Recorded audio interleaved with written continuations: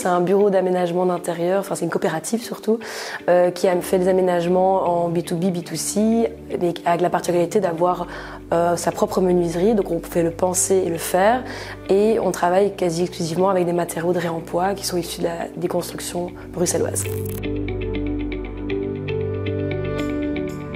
Cette année, on avait décidé d'un peu plus aller vers des initiatives plus ponctuelles, notamment dans le supérieur, où on peut aider justement des jeunes à montrer qu'il existe d'autres alternatives aujourd'hui dans le milieu du travail, que ce soit par le modèle de la coopérative par exemple, mais également au niveau de la circularité par rapport à l'architecture et au milieu de la construction.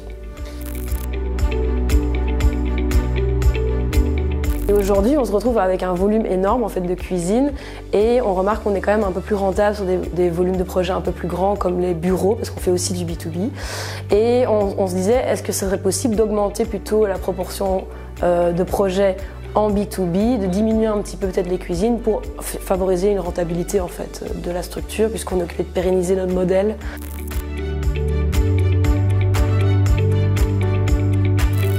Déjà, il y a eu un bond entre les premières idées et ce qu'on nous a présenté aujourd'hui. Moi, j'ai été vraiment assez impressionnée. On a eu 5 solutions qui ont été proposées et les 5, franchement, ont fait des clics dans nos têtes. Donc ça, c'est la partie vraiment intéressante.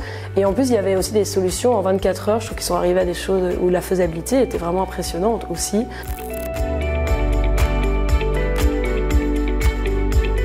L'implication en temps n'était pas si énorme. Moi, je m'étais dit au début, je le faisais surtout pour les jeunes. Et en se disant si on en retire quelque chose, c'est chouette. Mais finalement, avec ma collègue, on se disait en fait, c'est un temps qu'on a bien mis. Parce que ce qu'on en ressort derrière est vachement pertinent. Et ça nous a permis vraiment de sortir un peu de notre coopérative et de voir autre chose. Et les solutions sont intéressantes. Donc,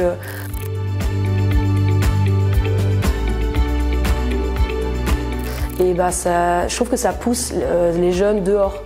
Et ça ne les retient pas à l'intérieur d'un enseignement. Et je pense vraiment que ça peut inspirer des vocations aussi, ça peut faire des déclics importants, ou ça peut juste à l'inverse dire voilà, ça c'est pas quelque chose finalement vers lequel je vais chercher un stage ou un boulot dans un second temps.